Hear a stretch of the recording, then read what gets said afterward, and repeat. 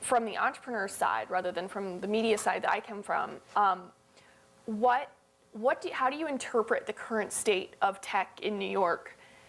How has it changed, and where do you think it's going? Because I know there are a lot of kind of grand not promises, but grand projections of this is going to be the next Silicon Valley. You know, should it be? I'd be very curious to hear what you all think.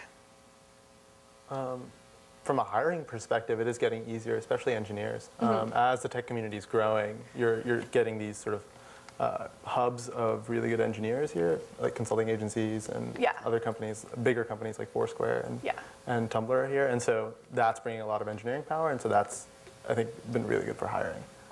I think one of the things that entrepreneurs do extremely well is they go against where everyone else is going. And so one of the things that I think is a little bit dangerous about what's happening in New York right now is that all of a sudden it's incredibly appealing to start a company, especially a web company.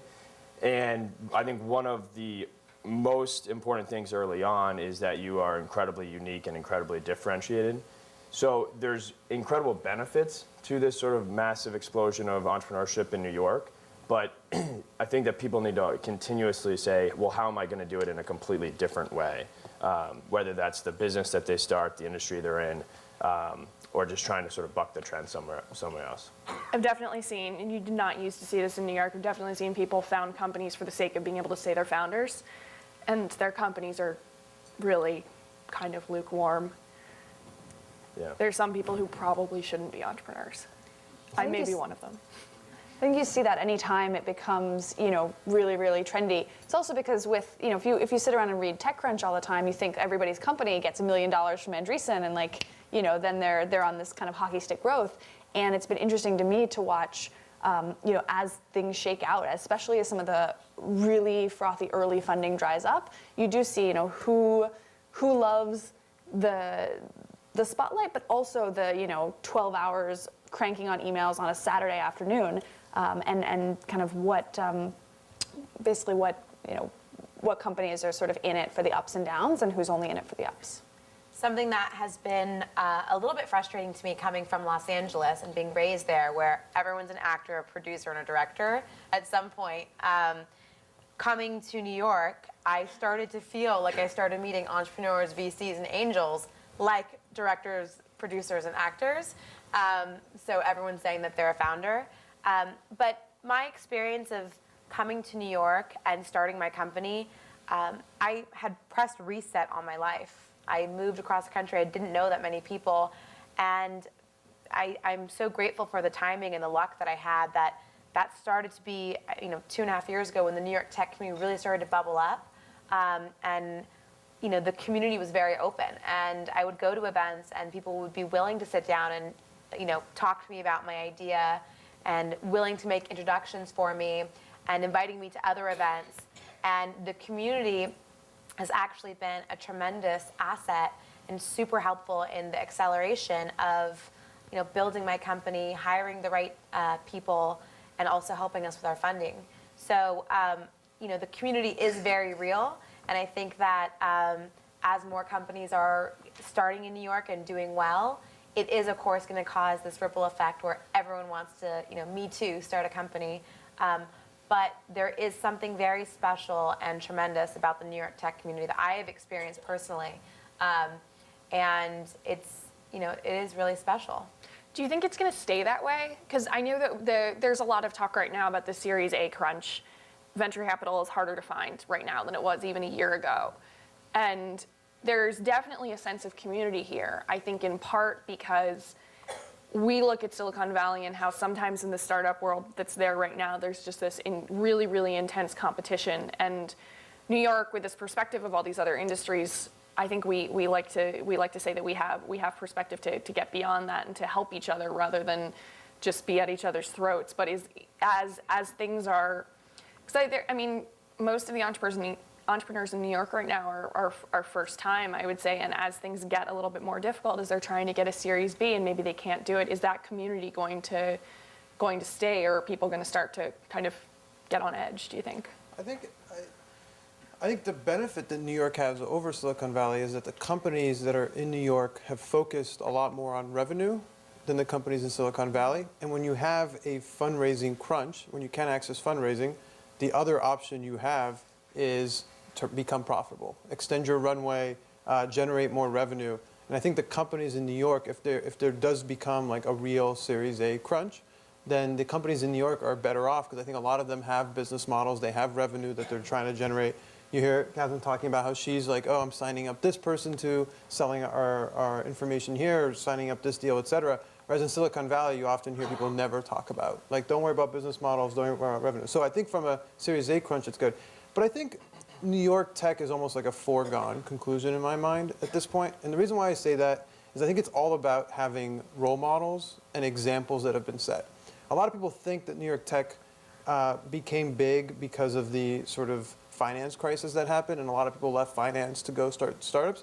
But the truth is, when the finance crisis happened, it's not like the super great people in finance are the ones that were let go, right? So like 10% of people who lost their jobs, those aren't the people who ended up necessarily starting companies.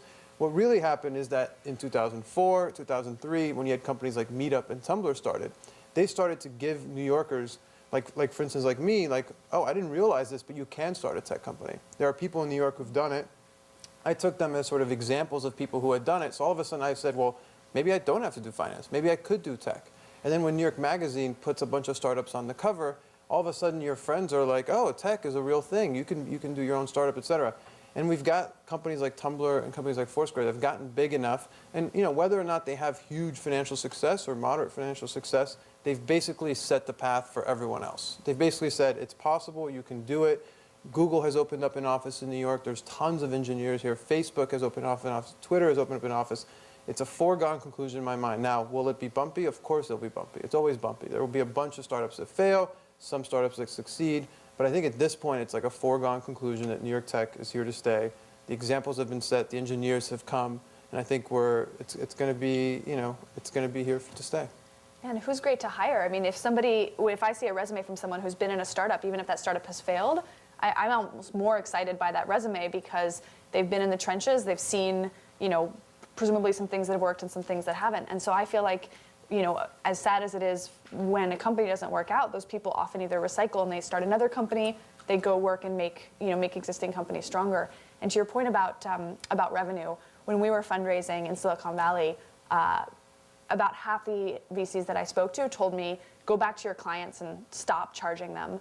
I just want you to focus on growth. I was like, I'm getting like $10,000, $20,000 deals for an enterprise product that's solving a very clear pain point. Why on earth would I turn that money away?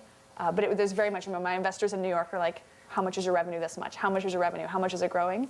And not all, but a lot of people we spoke to on the West Coast were like, don't worry about that. Don't price because you don't know what you should price it at. So don't price it at anything. Give it away for free, and we'll worry about that later.